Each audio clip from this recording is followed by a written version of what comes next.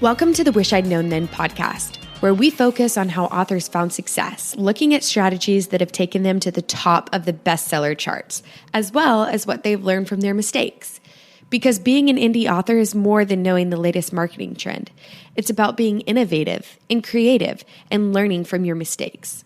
Welcome to the Wish I'd Known Then podcast. I'm Sara Rosette. And I'm Jami Albright. And this week on the show, we have Stefanie London. Yes, we do. It was a great interview. Stephanie's a romantic comedy author, and so that was fun. She's an Australian living in Canada, writing about America.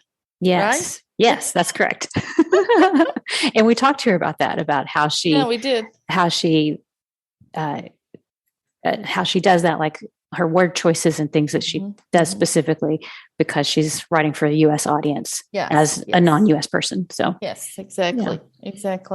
We talked about newsletters and how to pivot to get newsletter subscribers. It was really good. Yeah. And she also is an organic writer. And I thought it was really interesting. She said that having an organic writing process is just as legitimate as outlining, and a lot of times people kind of discount that. They're like, oh, you don't outline. You should. And so we talk about organic. We've had quite a few organic writers on recently. So it's been interesting. So this is a good interview. It is. It's a very good interview. So what's been going on with you this week? So this week, one thing I've been writing, of course, on the slowest book ever to be written, but it will be finished someday. That's kind of how I feel. You're writing my book? No, that's how I feel. I feel like I'm getting slower and slower. The more books I write, I'm getting slower and slower. But I made progress on it, and that's the main thing. But the other thing that I think people will be interested in is I'm creating metadata sheets for my books. So I've been doing that. It was Ines Johnson who came on the podcast a couple of episodes ago, and she had a template, and she shared that. It's in the group, I believe. If it's not, I'll double check and put it in there. So I'm creating these sheets that have the blurb, the tagline, the publication date.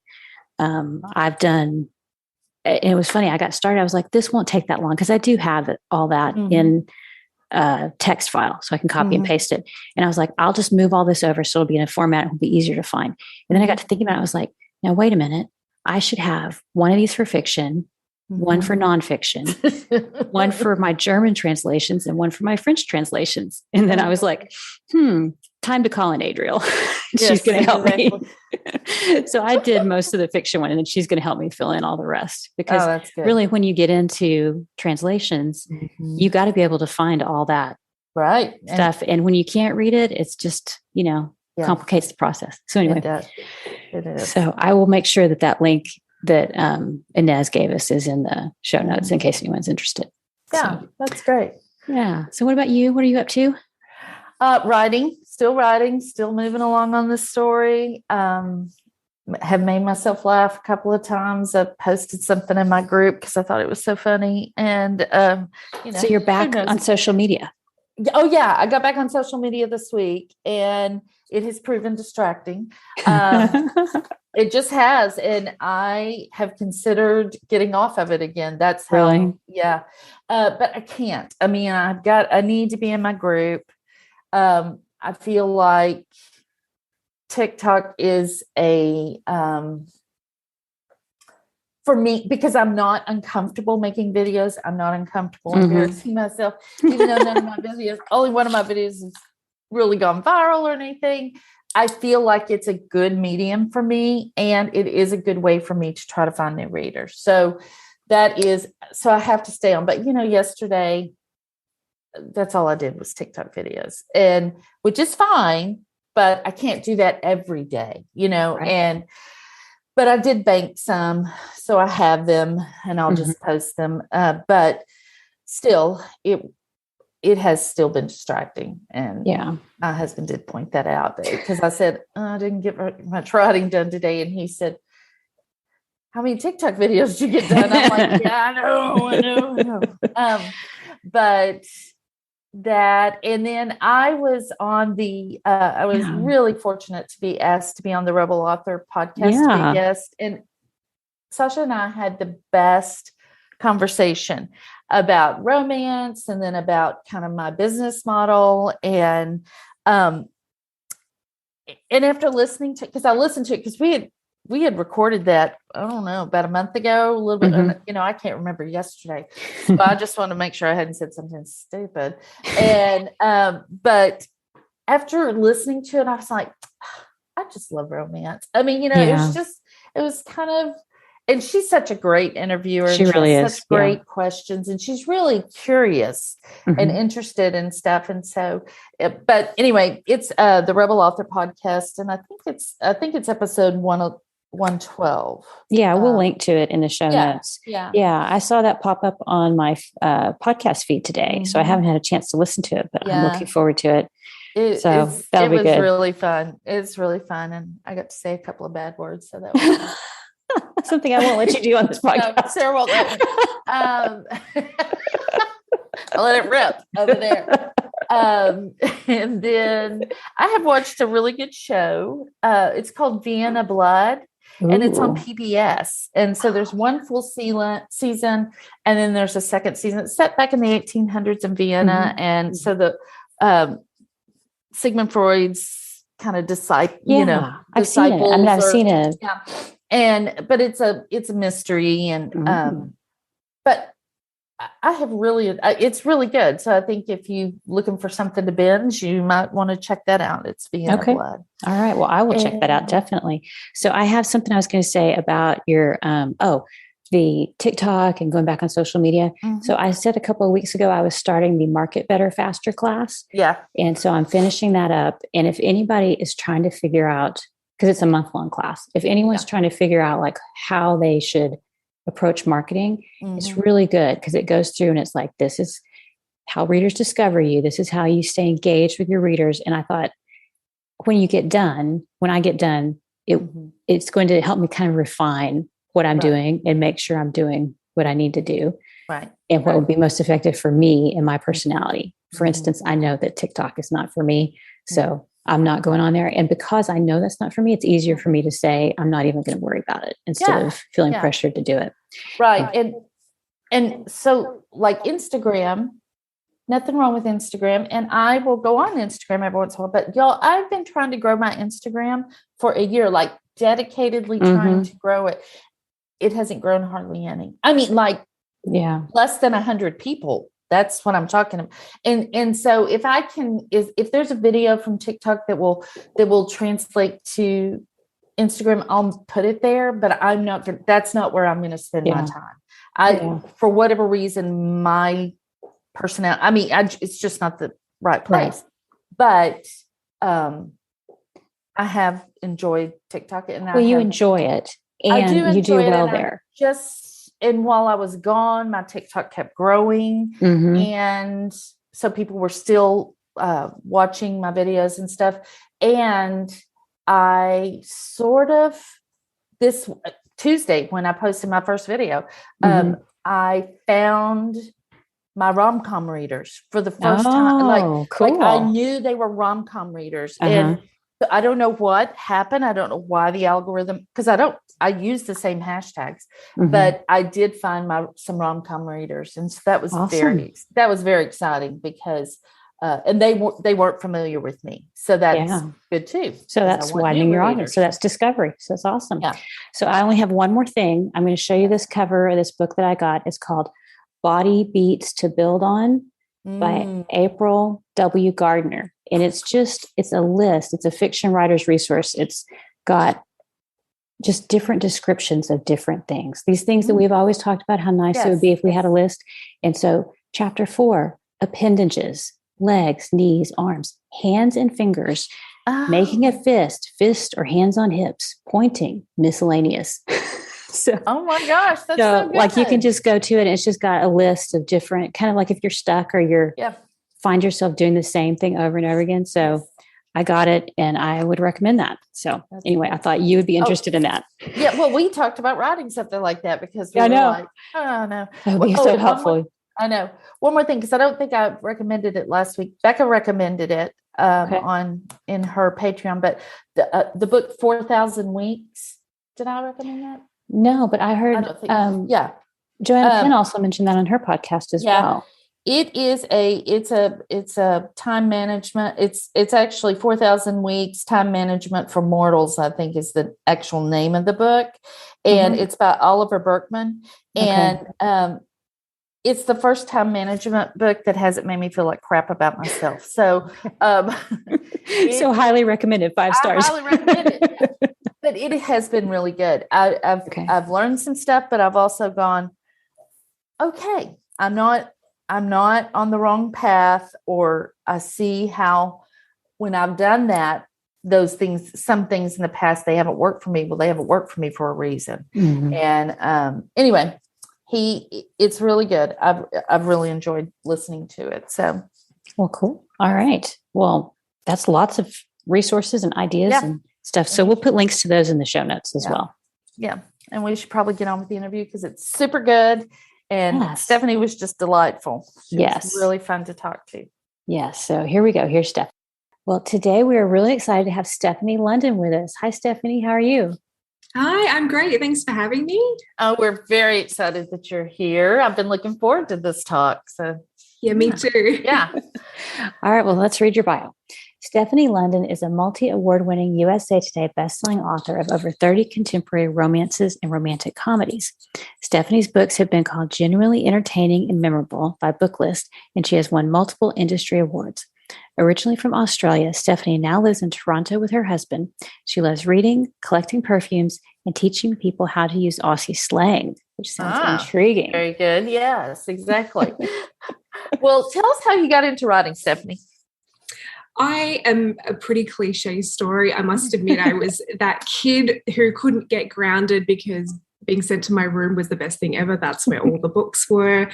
And I churned my way through Babysitter's Club books and all of those type of things when I was young. And even as a kid, I wrote stories for myself. I would write and illustrate my own books, but I didn't sort of take it seriously until I got married, actually. And I went on my honeymoon, and I had a copy of 50 Shades of Grey that my sister had given me as a bit of a like, oh, you should take this on your honeymoon, as you do. And I found a store where we were in Fiji that had a bunch of old Mills and Boon books, and I had run out of things to read, which happens to me a lot when I go on holidays. So I bought a bunch of them and started reading them. And I hadn't read a lot of romance before, and I started getting really into these books. And I said to my husband, I'm like, this is like something about this feels important. I feel like I could write one of these books. Oh, that's awesome. And he was like, well, you should do it then. And so I literally on my honeymoon, I had a notebook and a pen, and I started jotting some things down, and came back home and told my mum about it. And she's like, you've always been that kid with a nose in a book, so go for it. That's awesome. What great support. Yeah. That's awesome. kind of an unusual story, because most people are kind of discouraged. So that's wonderful. Yeah, I've had a lot of, my mum's a big reader, my sister's a big reader, my grandmother's a big reader. So we're like a big book family. And so and my husband is also hugely supportive as well. So I've been extremely lucky to have a lot of support right from that very like beginning kind of moment. Yeah, me too. The most, and it's not even negative, but one of my sisters did say, well, you don't have a job, after I had stopped working, but she was referencing something specific. And I was like, no, she's right. I'm not going to get upset, because they're super supportive. My husband, everybody has just been, I've just not had one person go, oh, really? Why would you do that sort of thing? So that's like best case scenario. Very, very lucky. Yeah. Yeah. I mean, you do get a few odd questions here and there when you tell people what you write. Being a romance author, we sort of get, I do get those typical like, oh, what does your husband think of the smutty scenes and all of that kind of stuff that I always just roll my eyes at a little bit. But generally speaking, most people are super curious about it. And I have found everyone's been like really interested to find out how the industry works. And so I've been very, very lucky. Mm-hmm. Me too. Well, what is your definition of success? I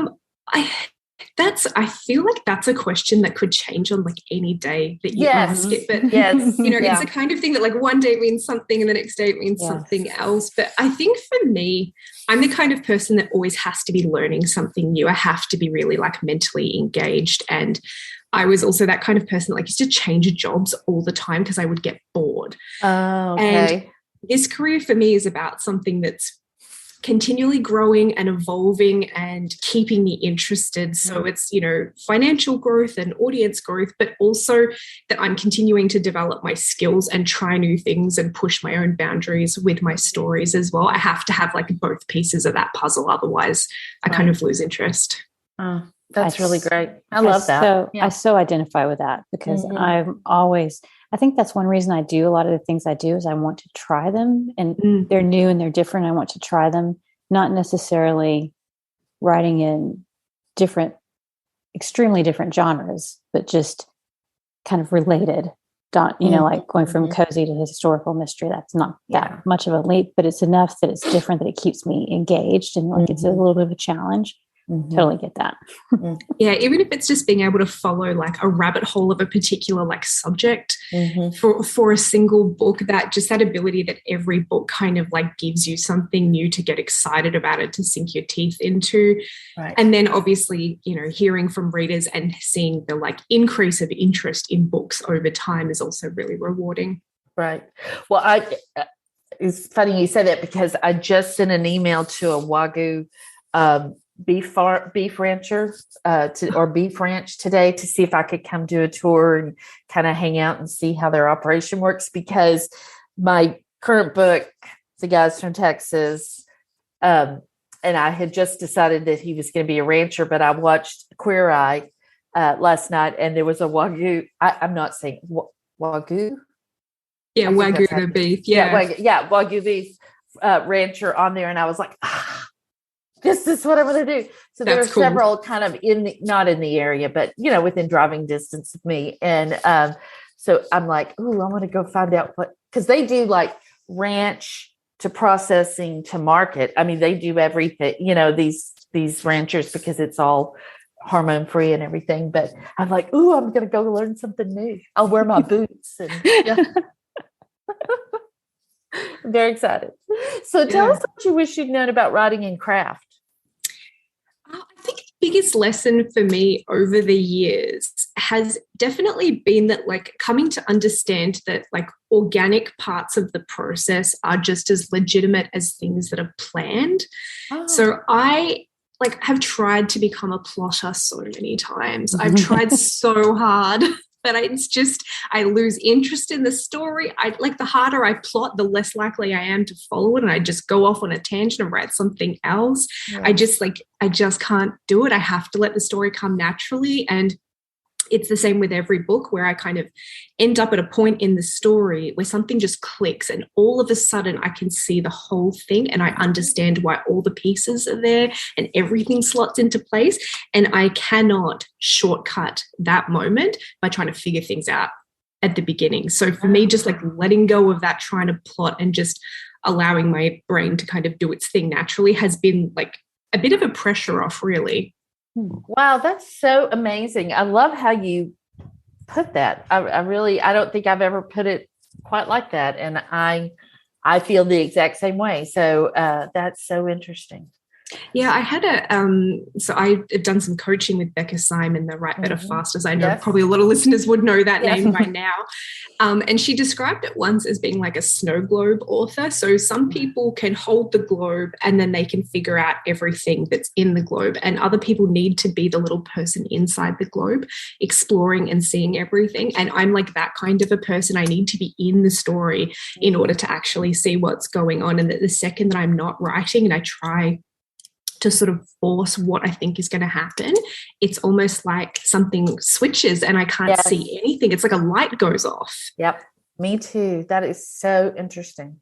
Wow. Yeah. I was going to say, when you described I learned something today. So there you go. I was going to say, when you described it, it's like you need to be in the manuscript, right? To do it. Like, and like, how far ahead do you know? Like, do you have to get into a certain point before you can kind of see how it's all going to fit together? And is it always the same point, or is it different for each book? It's definitely different for each book. And I think sometimes that's connected to like how long that story has been percolating in my brain before I start writing it. Because sometimes I have an idea and I just happen to have a space in my schedule to start writing quickly. And those ones tend to take more time to get through the story because I haven't had that like bank of thinking about it. Right. Whereas like, and also the further I go into the story, the more easily it comes. So by the time I hit about the like 75% mark, I can usually see all the way to the end, and my word count shoots up at that point because it's like it's just pouring out of me. But in the middle of the book, it's a real struggle because I can only write as far as I can see. And some days I have the energy to get a better word count out, but I just can't see anything in the story anymore. So I have to kind of let things process overnight and come back to it the next day. Right. Yeah. Right. That makes sense. Mm-hmm. I understand that. I'll have like a big kind of overview of like big points that I know I need to get to, but like the details of how it's all going to fit together, I have to be writing it.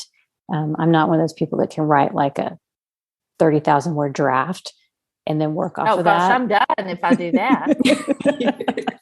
Like, let's move on. Why would we waste all that time? Why would I go back? Well, what about marketing? What do you wish you'd known about marketing? Marketing is such a funny part of this job. And I think that's because I'm like by nature's quite a number person. Like I have recorded every writing day since 2014 of how many words I've written. I love the numbers and the like being able to track things.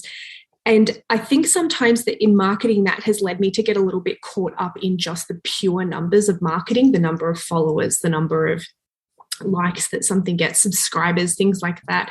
And really, for me, the big learning was that smaller but more engaged is way more effective than large and not as engaged. Mm-hmm. And so learning to kind of pivot my efforts towards creating a marketing exercise that is more engaging, even if it reaches a smaller amount of people, is actually going to get a bigger result than, say, doing a bunch of competitions to get people on your newsletter where you might end up with a really bloated and kind of messy, disengaged list.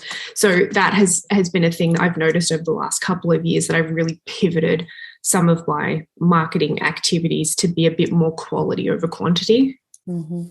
That's really great. That's so smart, because that word bloated.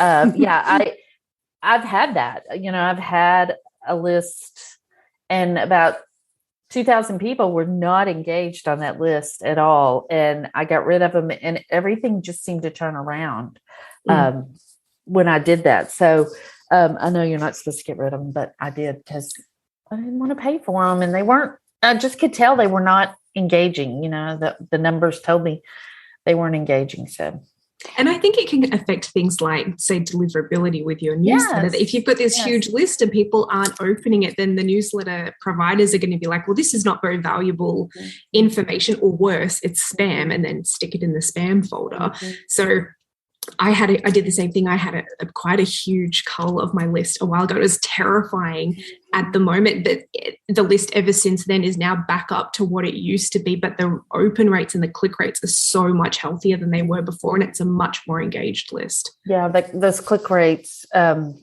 think right now that's what people are saying we should look at, and mine are so much better. So yeah, that's great. So. Go ahead. I was going to say, do you have any tips for somebody, like if they feel like they don't have the quality subscribers? Like you said, you kind of pivoted. Do you have any tips for somebody, like how you did that? Yeah. So for me, it is pretty basic advice. I'm sure people have heard this stuff before, but I have made sure that anytime I do an activity where I'm going to put people on my list, to be really strategic about making sure that if there are other people involved in that activity, that there's a lot of audience alignment, and any kind of sort of audience growth activities I do are with other people that are playing in a very similar area in the market, and not just because, romance is such a huge, broad genre that you could end up with people that are either want closed door books, or you might end up with people that want this like super steamy stuff. And my books are kind of weirdly in the middle of all of that. So I did a joint project with another author in Christmas this past year, and we wrote 2 novellas and put them out, and had a strong call to action lead magnet sign up in the back of that, and did it as a 99-cent thing purely for audience expansion. But I was very particular about the person that I did that activity with, knowing that their audience is going to be the kind of audience that would like my book. So I'm getting the right people onto my list. Very good. That's Makes so sense. smart. Yeah. Super smart. Super smart. What assumptions did you make at the beginning of your writing career, and did they turn out to be right or wrong? I assumed that every book you wrote it would kind of bring the same thing to your career, that every book you put into your backlist is going to expand the audience a similar amount. And even saying that out loud sounds a bit silly to think of it like that. But I guess that's just, I thought, one book more is, another book in the backlist, and they all kind of equal the same, but they really don't. I've had some books that have gone, great guns and have brought huge amounts of people to me. And then I've had a couple of ill-advised projects that were perhaps not super on brand, that didn't do anything at all. Yeah. And so that's helped me, I think, to make better decisions now, especially moving into indie, that I am picking the right projects to work on, and balancing my desire to kind of go off and write about whatever versus with like stuff that's actually going to move the needle on my career and fill the backlist with the right kind of things. That's great. Yeah. Yeah. I think I felt that too. Each book is just it'd be like a stair step, and I'll just it's So more true. of a slide, and then you crawl up, and then you slide, and then you crawl. Yeah.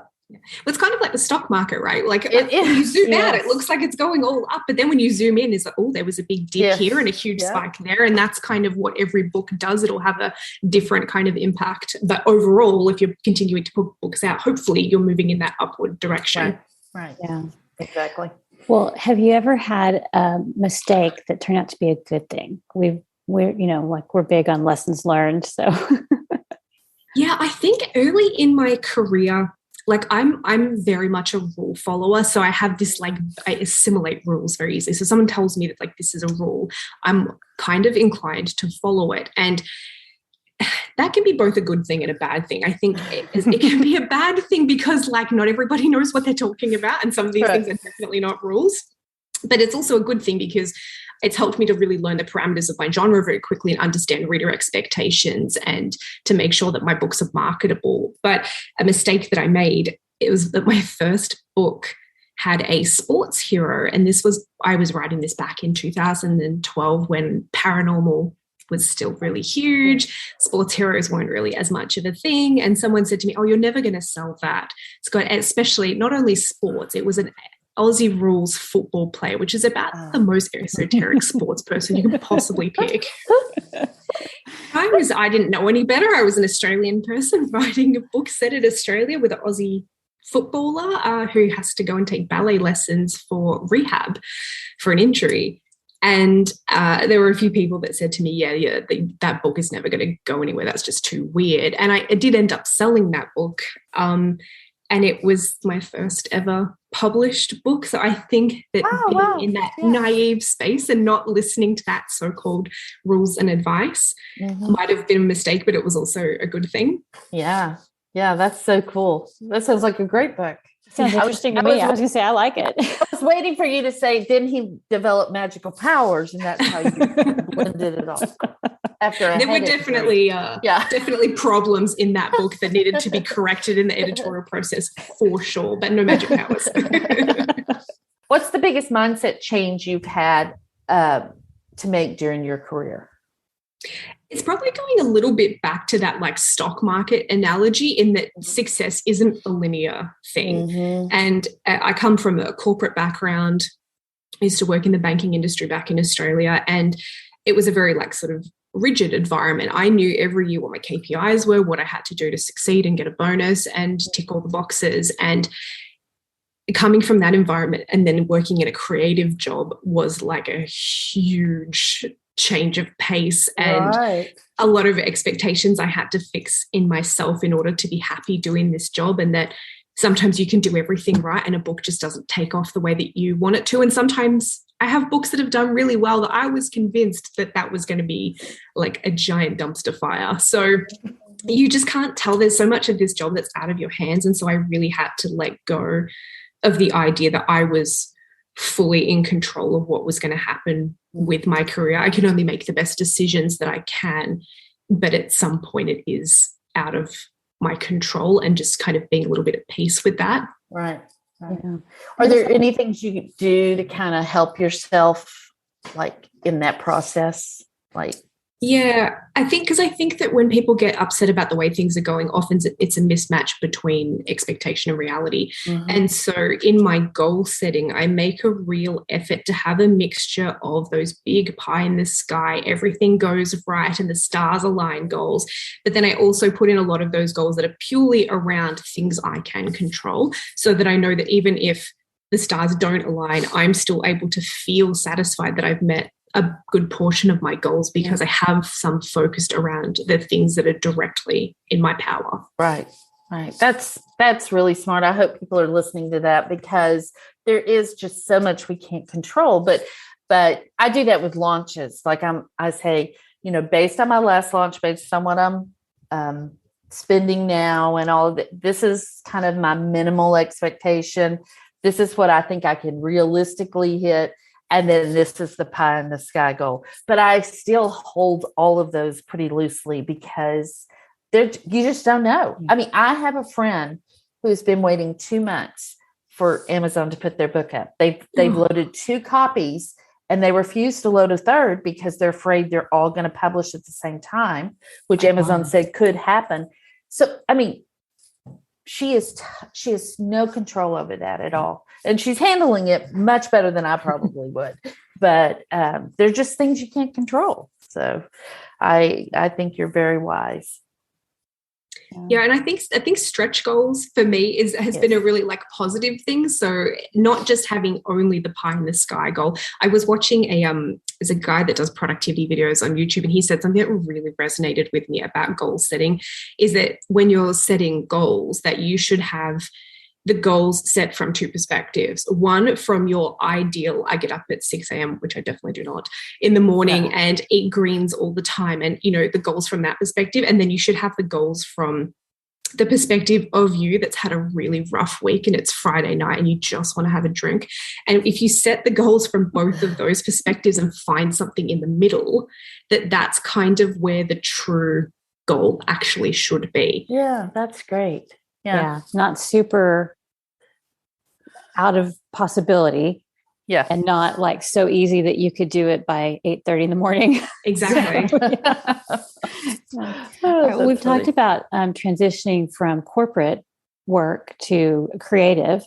But you've also transitioned from traditional publishing to indie publishing. So what has your experience been with that? And do you have any advice on people who are trying to transition from traditional to indie?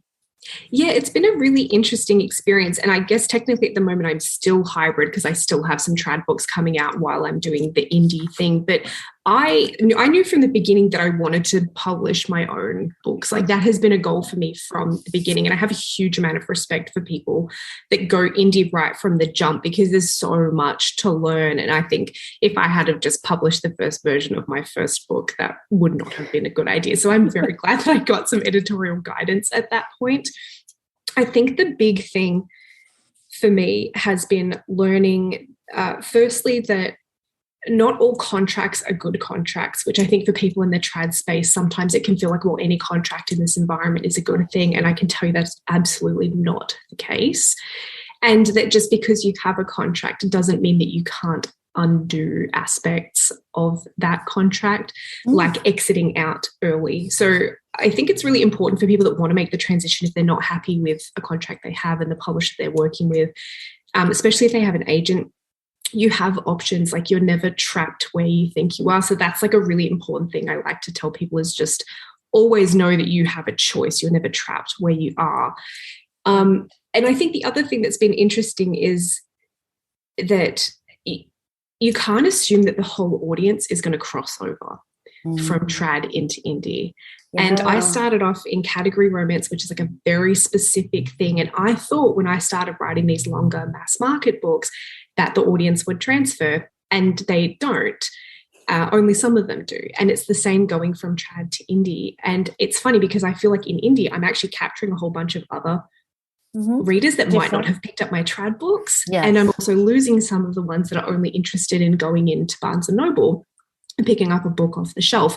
So that sort of idea that the audience doesn't move around as much as I thought was kind of a bit of a surprise.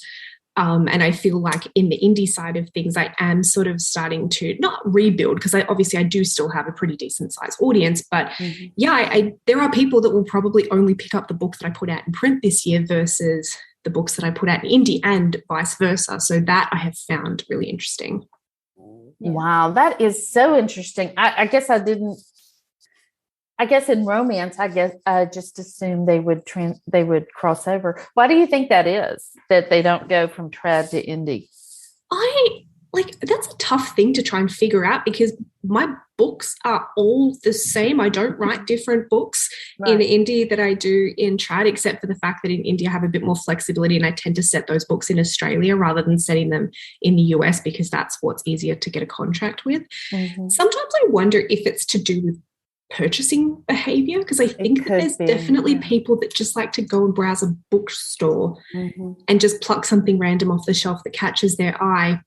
And they're not necessarily the people that are going to sign up for a newsletter and buy, a pre-order the new release digitally or those kind of things. So I wonder if that has something to do with it, because I think my print books have done better in print than digitally. And then obviously in indie, it's a largely digital market with some print-on-demand elements. So I feel like purchasing behavior maybe had something to do with it. Yeah, I agree. And I think that in the cozy world, like the traditionally published cozies, those people, they do enjoy going to the bookstore. And, the people who buy mass market cozy mysteries, they love going and browsing and getting their books.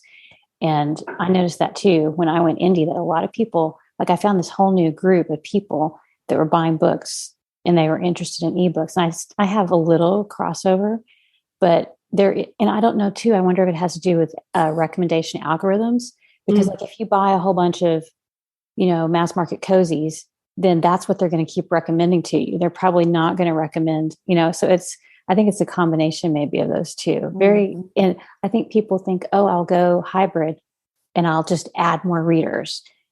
I'll keep these ebook readers that I have and I'll add these new layers on top. And that may not be the case, which is very interesting to think about. So I don't know. Yeah, it is. And because I think I'm very much a voice reader. So if I find an author and I really like their voice, I don't kind of care so much about the format or even the genre, to be honest.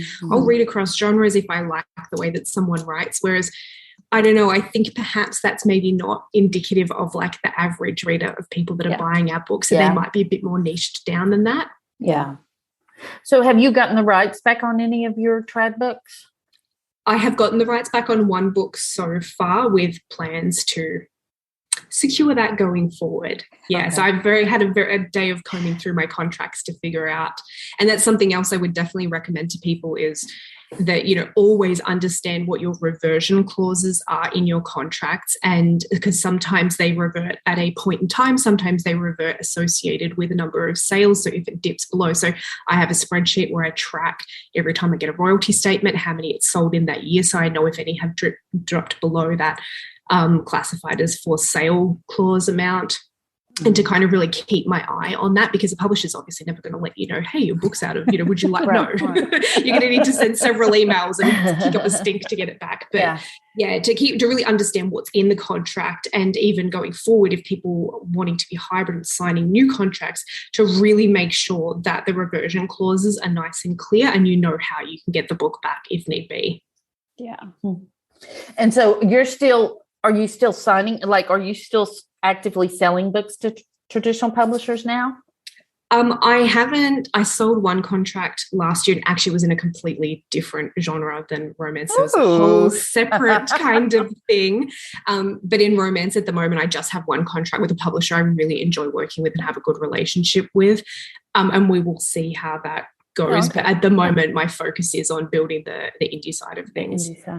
That is so great. That's really interesting. I never, traditional publishing is something that is pretty foreign to me, because I just didn't pursue that. So, yeah. And I think it's, I don't know, it was one of the reasons I thought it might be fun to talk about it, is because I think that there's a lot of information out there for people who are indie publishing. Like I've been to RAM and a few of those conferences, and they're fantastic, but there's not always a lot of information for people like me that have started in one place and are looking to come over with a backlist that they don't necessarily control. And it's kind of a bit of an odd situation of like, I have 30 something books, but I can't really do that much with them. So like, how do you go about getting things reverted, and how do you go about untangling contracts and all of that kind of stuff? Yeah. It's a whole nother world. And it's just like, it is very different from indie publishing. So, yeah. So well, and it also, and when, anytime, sadly, maybe that indie authors talk about trad publishing, it's not always very favorable. And clearly you've had a good experience. So I think that's encouraging too, because, I think it's important to know what you want from something. Because like I get a lot of people, especially now that I'm in this transition, coming to me and saying, why are you doing this now? Like, what's the pros and cons of both sides?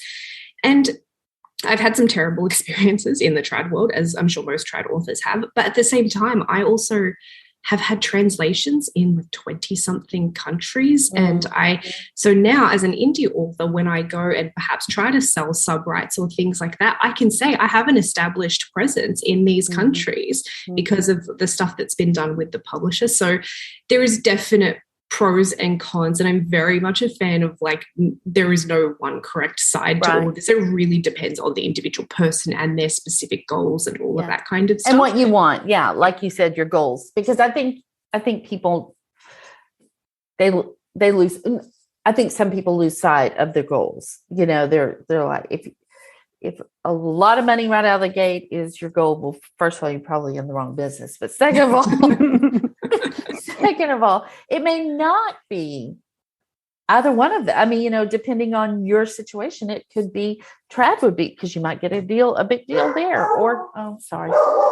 So go ahead and ask the next question, Sarah, because since my dog is losing his mind. Okay. Well, so we also wanted to ask you about being an international author and writing for the U.S. market. So describe a little bit about like where you are and how that changes how you write. Yes, so I'm from Australia, originally born and raised, and then 7 years ago I moved to Toronto, Canada with my husband. But in that time I became published and have primarily established a readership in the US. So I have readers all around the world, and especially with all the translations, I definitely have people all over the place. But by and large, my audience is in the US. And I have been working with US publishers mostly to date. And then now as an indie author, I'm back to writing books set in Australia, but still selling them to a primarily American market. And all of that has, one, made for the fact that I never know what to call anything because all the words are now muddled up in my head and I get them wrong all the time. And two, it's a very tricky balance to maintain the authenticity of an Australian story for my readers that are in Australia, while also making it accessible to people in the US and understanding that there's probably words and cultural elements and things that they're not inherently going to understand, and not isolating them by not giving some kind of explanation for those things. So I'm always kind of walking a tightrope of like trying to keep both of those audiences happy. Yeah, because like a US Christmas book and a Australian Christmas book are going to be two different things, because one is in summer and one is in winter. And so, just as a very obvious example. So I think that would be really, really difficult. So how do you overcome that? How do you get around that in your writing? Do you have beta readers? Do you have editors who I kind of use a couple of different, I'm constantly on Facebook saying, hey, do people understand what this word means? Because I just don't know anymore. I do the same thing, but it's because I'm from a small town. So yeah. And language is so, like, the language specific to a location is such an important part of making a story from that area really sing, I think. Like I can never call a jumper a sweater, because the Aussies would just be like, what are you doing? Yeah. So I have a glossary in the back of my Aussie indie books where I just, any word that's in there that's a bit of a weird Australian thing, I put a little explanation of what it means, and then what a word in in America or the UK might be, so people know what it is. And I try really hard to, when I'm writing, be very contextual, so that even if that specific word doesn't make sense, that overall in the context of that paragraph or sentence, that it makes sense.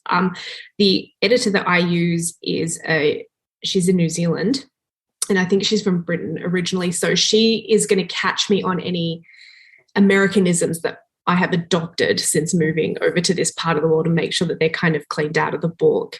But then I also have some American beta readers that will read the Aussie stories and be like, I don't know what this word means. Right. So, because every book that I edit, I swear I find another word that I think is universal and then isn't. So it's just, every time that happens, I just add it to my list and put the glossary in the back. And I think people enjoy that part of my stories because it's like a little bit of travel and education along with their romance as well. That's something a little bit different. So they seem to really like it, thankfully. I was thinking you should put that on your website. That's something really fun to have on your website too, because I think a lot of people would, especially if they enjoy your books, they would really enjoy that. So yeah. And we have some very strange sayings. Budgie smugglers is what I like to teach people, which is what we call speedos. Budgie I love it.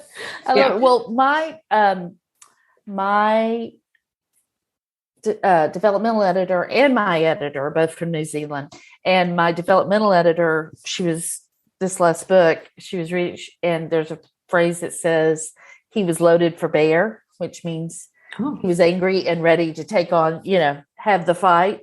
And she said, we don't have bears over here. And I've never heard this phrase, but it's become my new favorite phrase. I'm like, okay. And my editor will say, we don't say this, but if you say it in Texas, then go ahead and use it. If not, you might want to change it to this or think about changing it. Yeah. So it's pretty funny. Yeah. I think it would be challenging too, because, like the world, we're becoming more the same in some ways. Like if you think about like Ted Lasso, that's been a hit like everywhere and has worldwide, yeah. So like, I think there's some things that we're maybe losing some of our regional differences. So it probably makes it really challenging to know when to use certain terms. Like I'm sure there are things that have become more common, over time I think that language is always a challenge. It is, period. Yeah. So how many indie books do you have out now? So I've only got 2 and a lead magnet, so 2 at the moment. But I've got plans for a further couple coming out this year and then sort of 4 at least a year beyond that. And the lead magnet, tell us what you do with that and how you've used it, and have you grown your list with it? I have, It was originally part of an anthology, which I think is how a lot of us end up with our lead magnets. But it was a story that's connected to so interestingly, the world that I created for my small town originally started off with my trad books, and the publisher wanted to move on after 2 books, but I loved it so much that I was like, no, I want to do this, and got permission to kind of break it away from the trad and use it for myself. So I set a novella in that world and made sure that I introduced a couple of characters that would be coming in the books to follow, so that there's a nice push into the next story. And then I'm also using a sort of like a bonus epilogue that people have to sign up to the newsletter for in the back of each of the books. So as they continue to come out, I'm noticing a big uptick of that into my newsletter as well. So it's sort of like over time fleshing out the world. And then something that I also did with the lead magnet is I created a specific version that wasn't directly tied to the sign up of my newsletter, but had an extra epilogue in the back. And I approached some of my author friends and said, hey, I'm trying to get the word out about this world.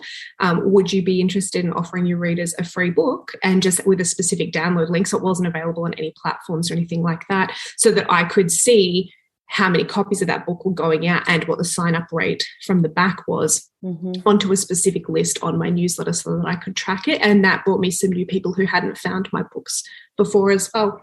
That's a great idea. In fact, I'm going to write that down because I don't think I've done that. That's your free book that I give away, but I have never said, hey, you want to put my free book in your newsletter? That's so weird. Why haven't I done that? But also for people who may have just tuned into this podcast, explain what a lead magnet is, because, I for a long time, I had no, I was listening to podcasts and people would say it and I would be like, I don't know what that is. I don't know, and I was too embarrassed to ask. So go ahead and explain it. Yeah, so a lead magnet is just a cookie to get someone to sign up for your newsletter list or to do some other activity that you want them to do. But I think in the author world, it's mostly to sign up for a newsletter list. Right. So you can have a page on your website that promotes the book and they click a link. And when they agree to receive the free book, it also puts them onto your newsletter list automatically using a service like BookFunnel or something like that. Yeah, very good. And it can be a book or a novella or short story or something. Very good. Yeah, it's really smart too to use specific links for the different places, so then you know which ones worked the best. And that's probably your data and corporate background coming out and helping you sort all the data. So that's great. That is great. Well, this has been great. And it's been really good to talk to you and kind of get a different perspective on writing, and really good to talk to somebody who's hybrid and kind of see how that's all gone for you. So what's the best thing you've done to set yourself up for success, do you think? I think just continuing to write, which again is the most basic information in the book. But I think sometimes that we get so caught up with the numbers, with the lead magnets, with the promotion activities. And ultimately the thing that's going to bring more readers to us is them finding our books, and we are easier to find the more books we have out. So building, writing in a series has also been a huge help in romance. That's a big thing. So continuing to be productive and to put more books out and to connect those books, I think has held me in good stead over the course of the years that I've been publishing. That's great. Great answer. Great answer. Tell people where they can find you and your books and all things Aussie, Canadian, US. My website is www.stefanie-london.com, and that's Stefanie with an F because my parents wanted to make my life difficult. Yes. And all my socials and newsletter and everything's on the website. So that's like a great port of call to start there. Very good. Right. Okay. Well, thank you for being here. We appreciate it so much. Yeah. Great. Thanks for having me. This is really fun. Yeah. It has been great to talk to you. And we'll have all those links in the show notes, and they'll be at the wishidknownthenpodcast.com. And thanks to Alexa Larberg for editing and producing the podcast, and to Adriel Wiggins for doing all our admin. We'll see everybody next week. Bye. Thanks for listening to the Wish I'd Known Then podcast. We hope this episode inspired you, empowered you, and made you laugh a little bit too. If you loved it, tell your friends about it. And if you feel so inclined, leave us a review. We look forward to being with you again next week.